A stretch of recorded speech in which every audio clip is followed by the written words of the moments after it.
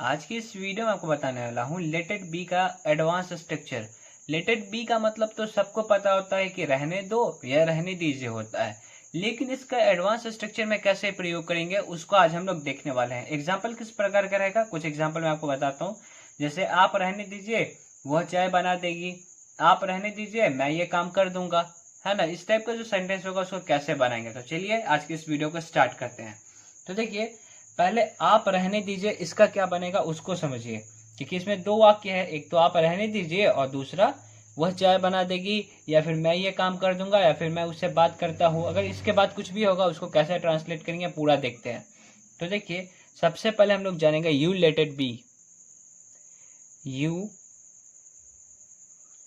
Late it B, इसका मतलब होता है आप रहने दो या फिर आप रहने दीजिए। क्या मतलब होता है इसका? आप रहने दो या रहने दीजिए, आप रहने दो या दीजिए भी बोल सकते हैं, ठीक है। तो यू का आपको पता ही होगा, अपने से बड़े के लिए भी यू प्रयोग करते हैं और अपने जो लेवल का होता है उसके लिए भी यू का प्रयोग करते हैं। तो यहाँ पे आप रहने दो भी सही है और आप रहने दीजिए भी सही है। तो ये तो समझ गए, आप रहने दो इसका मतलब होता है। तो इसका एडवांस में कैसे यूज करेंगे, तो देखिए स्ट्रक्चर क्या होगा। स्ट्रक्चर इसका बहुत सिंपल है, कुछ करना ही नहीं है। देखिए, यू लेट इट बी, ठीक है। उसके बाद आपका जो भी सेंटेंस होगा बस उस सेंटेंस को जो टेंस में होगा उसी टेंस में उसको रहने देना है, उसके साथ कोई भी छेड़छाड़ नहीं करना है, ठीक है। ऐसे करना है बिल्कुल। अब चलिए एग्जाम्पल की ओर बढ़ते, फिर आपको और अच्छे से समझ में आएगा। जैसे फर्स्ट एग्जाम्पल लेते हैं, आप रहने दीजिए वह चाय बना देगी। आप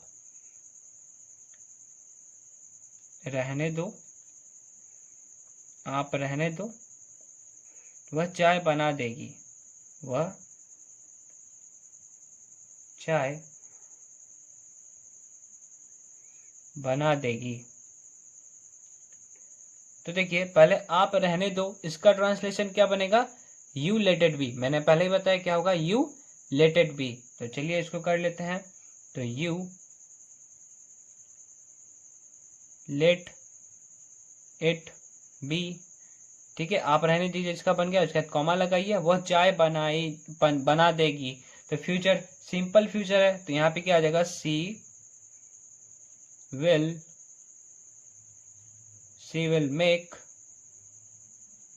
टी। तो बन गया you let it be, she will make tea. आप रहने दो वह चाय बना देगी। ये तो समझ में आ गया। कुछ एग्जाम्पल और करते हैं, फिर आप लोग भी इसमें माहिर हो जाइएगा। तो चलिए एक दो एग्जाम्पल और करते हैं। जैसे आप रहने दो, आप रहने दो, मैं उससे बात करता हूं, मैं उससे बात करता हूं। आप रहने दे, मैं उससे बात करता हूं।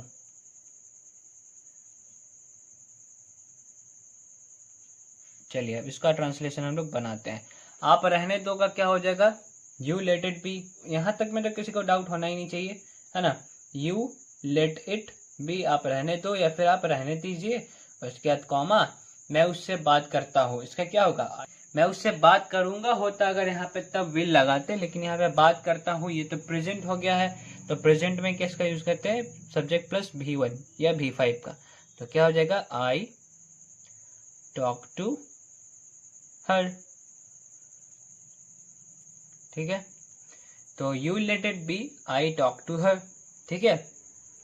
आई टॉक टू हर, यहां तक क्लियर है। ये एग्जाम्पल भी क्लियर हो गया होगा आप लोगों को।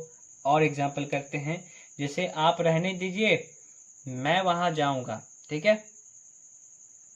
आप रहने दीजिए मैं वहां जाऊंगा। चलिए इसका बनाते हैं, आप रहने दो या रहने दीजिए, मैं वहां जाऊंगा, मैं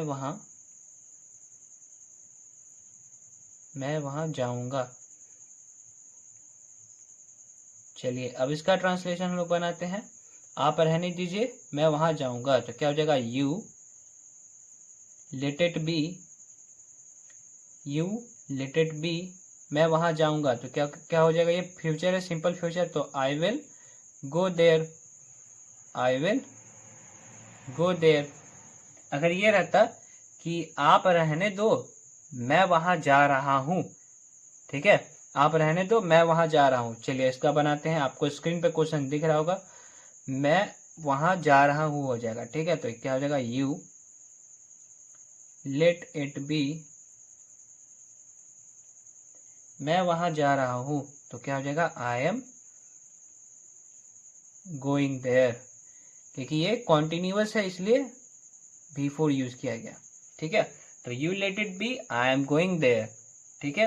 ये क्लियर है। आई होप गाइस कि आप लोगों को अच्छे से समझ में आ गया होगा।